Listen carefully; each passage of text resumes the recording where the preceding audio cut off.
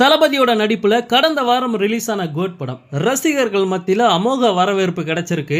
Release ஆன 4 நாட்கள்ல 288 கோடி ரூபாய் வசூல் பண்ணிருக்கு அப்படின்ட்டு இந்த படத்தோட தயாரிப்பாளர் அர்ச்சனா கல்பாத்தி ஒரு அபிஷியல் அப்டேட்டை கொடுத்திருக்காங்க. இந்த நிலைமையில தளபதியோட கோட் படம் ஒரு பயங்கரமான சாதனை பண்ணிருக்கு. சோ அது என்ன அப்படிங்கறத பத்தி இந்த வீடியோல டீடைலா பார்க்கலாம். தளபதியோட கோட் படம் 4 நாட்கள்ல தமிழ்நாட்டுல மட்டும் 100 கோடி ரூபாய் வசூல் பண்ணிருக்கு.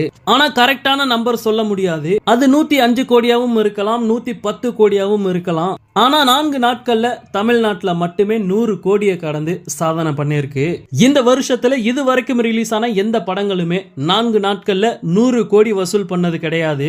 ஏன் தளபதியோட மத்த படங்களே 4 நாட்கள்ல 100 கோடி ரூபாய் வசூல் பண்ணது கிடையாது. அப்படி இருக்கும்போது கோட் படம் ஒரு புது சாதனையை பண்ணிருக்கு அப்படின்னு தான் சொல்லணும். நெக்ஸ்ட் கோட் படத்துல எக்கச்சக்கமான டெலிட்டட் சீன்ஸ் இருக்கு. முக்கியமா சிவகார்த்திகேயனோட டெலிட்டட் சீன்ஸும் பாத்தீங்கன்னா இருக்கான். சோ அந்த சீனை கூடிய சீக்கிரத்துல யூடியூப்ல ரிலீஸ் பண்ண போறாங்க அப்படிங்கிற மாதிரி ஒரு அப்டேட் பாத்தீங்கன்னா கிடைச்சிருக்கு. சோ வெயிட் பண்ணி பார்க்கலாம். நெக்ஸ்ட் கோட் படம் ஓடிக்கிட்டு இருக்க தியேட்டர்கள்ல இன்னமும் கூட்டம் குறையல.